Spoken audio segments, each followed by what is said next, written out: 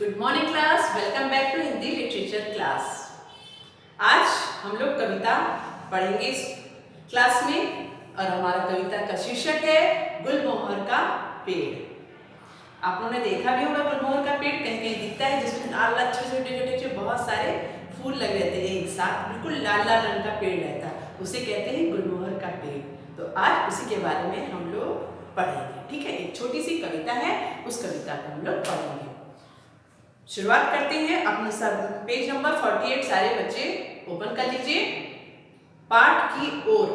आपको अपने आसपास कौन कौन से पेड़ दिखते हैं उनके नाम बताइए। यानी आपको अपने आसपास कौन कौन से पेड़ दिखाई दे रहे हैं तो उनके आपको नाम बताने हैं। क्या आपको कभी उपहार में पौधा मिला है?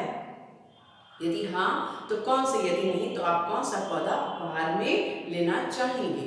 यानी आजकल होता है ना कि पौधे लगाने चाहिए, तो आजकल लोग बर्थडे में क्या करते हैं, गिफ्ट की जगह पौधे भी देते हैं, गिफ्ट के रूप में पौधे भी देते हैं और उन पौधों को लगाते हैं। और बहुत लोग अपने जन्मदिन में एक पौधा अपने नाम का लगाते हैं।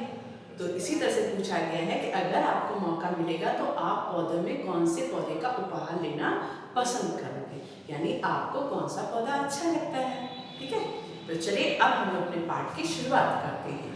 आओ गाएं। गुलमोहर का पेड़ लगाया है मैंने जो आंगन में। देखिए क्या है, गुलमोहर का पेड़ लगाया है मैंने जो आंगन में। नन्हा सा लाए थे पापा इसको मेरे जन्मदिवस पर। नन्हा सा लाए थे पापा इसको मेरे जन्मदिवस पर। पाला पोसा मैंने इसको। पाला पोसा का मतलब होता है देखभाल की, और जन्मदिवस तो आप लोगों को पता है जन्मदिन पर। नन्हा सा लाए थे पापा इसको मेरे जन्मदिवस पर। पाला पोसा मैंने इसको, पानी खाद दिया था जमकर। अब मुझसे भी बड़ा हो गया देखो यह आनन फानन में। आनन फानन का मतलब होता है जल्दी जल्दी। बड़े मजे से अब मैं इसकी शाखाओं पे चढ़ जाता हूँ। शाखाओं का मतलब होता है डालियां। घंटों घंटों इसकी शीतल, शीतल मैंने क्या होता है ठंडा। घंटों घंटों इसकी शीतल छाया में पड़ सकता हूँ। चाहूं तो बाहों में इसकी झूला झूलूं मैं सावन में। कितनी प्यारी कविता है। क्या है कि बता रहा है, एक बच्चा है जो बता रहा है कि मेरे पापा ने मुझे मेरे जन्मदिन पर एक गुलमोहर का पौधा लाया। उस पौधे को मैंने जब लगाया उसको रोज अच्छे से खाद पानी दिया, जिससे वो आनन फानन यानी जल्दी जल्दी वो बहुत बड़ा हो गया। जब वो बड़ा हो गया तो मैं अब इतना बड़ा हो गया है कि मैं उसकी शाखाओं यानी उसकी टहनियों पे यानी पेड़ पे आसानी से चढ़ सकता हूँ। और घंटों उसकी, देखिए पेड़ जब लगा रहता है तो ठंडा ठंडा होता है, वहाँ पे उसकी शीतल छाया में बैठ सकता हूँ। और साथ ही साथ मैं उसकी पेड़ की छाया के नीचे बैठ के मैं पढ़ सकता हूँ। चाहूं तो बाहों में उसकी झूला झूलूं मैं सावन। और जब सावन का महीना आता है तो झूला झूलते हैं, तो उस पेड़ पे झूला लगा के मेरा मन करता है कि झूला झूलने का, है ना। तो देखिए फिर से एक बार इस कविता को पढ़ते हैं। गुलमोहर का पेड़ लगाया है मैंने जो आंगन में। नन्हा सा लाए थे पापा इसको मेरे जन्मदिवस पे। पाला पोसा इसको मैंने, पानी खाद दिया जमकर। अब मुझसे भी बड़ा हो गया देखो यह आनन फानन में। बड़े मजे से अब मैं इसकी शाखाओं पे चढ़ जाता हूँ। घंटों घंटों इसकी शीतल छाया में पड़ सकता हूँ। चाहूं तो बाहों में इसकी झूला झूलूं सावन में। तो ये है आज की कविता जिसका शीर्षक था गुलमोहर का पेड़। ठीक है, इस कविता को आप पहले पढ़ोगे और 8 लाइन इस कविता की याद करोगे। ठीक है, कम से कम 8 लाइन आप सबको इस कविता की याद होनी चाहिए।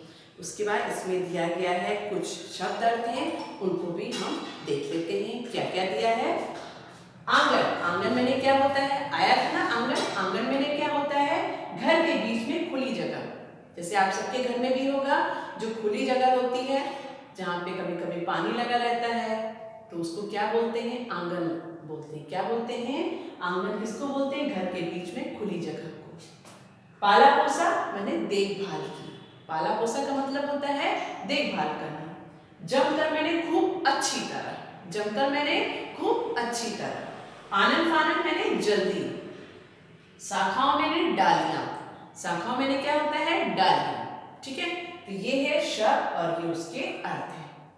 इनको भी आप जरूर याद करें बच्चों। और साथ ही साथ और भी है, एक है शीतल। शीतल मैंने क्या होता है? ठंडा। शीतल मैंने क्या बताया था? ठंडा। ठीक है, और दूसरा क्या लिखा है? सावन। सावन मैंने क्या होता है? वर्षा ऋतु। सावन किसकी होती है? वर्षा ऋतु। जब बारिश का महीना होता है तो क्या होता है? सावन। आप उनको पता होगा सावन में क्या होता है? शिव जी का व्रत रखा जाता है ना? याद आया? तो सावन मैंने वर्षा ऋतु। अब यहाँ पे कुछ कठिन शब्द दिए हैं, जैसे गुलमोहर, आंगन, जन्म दिवस, आनन फानन, शाखाओं और शीतल। इनको भी आप एक बार जरूर प्रैक्टिस कर लीजिएगा। ठीक है, तो आज आपका वर्क क्या होगा? आप पाठ को अच्छी तरह से पढ़ेंगे और 8 लाइन की कविता याद करने की कोशिश करेंगे और साथ ही साथ शब्द अर्थ को पढ़ेंगे भी और अपनी कॉपी में सुंदर सुंदर राइटिंग में लिखेंगे भी। अगर आपको कविता पढ़ते समय कोई कठिन शब्द आ रहा है तो उसको भी अपनी कॉपी में आप जरूर लिख सकते हैं। अब है, देखिए, ओ ऐसा क्या। आजकल ऐसे कागज भी बनते हैं जिन पर काम करने के बाद उन्हें फेंकने की बजाय यदि मिट्टी में दबा दिया जाए तो पौधा उग जाता है। देखिए कितना अच्छा बताया है कि आजकल ऐसे कागज बनते हैं, यानी कागज को बनाने में ऐसी चीजों का प्रयोग किया जाता है कि अगर उसको हम मिट्टी के नीचे कि अगर उसको फेंकने की बजाय अगर उसको हम मिट्टी के नीचे दबा दिया जाए तो उसमें से एक पौधा उग जाता है। कोशिश करके देखिएगा, शायद आप लोगों को पता चल जाए, है ना? तो आज का यहाँ पे क्लास ओवर होती है। आप लोग अच्छी राइटिंग में इस काम को अपनी कॉपी में करिएगा। Okay, thank you so much.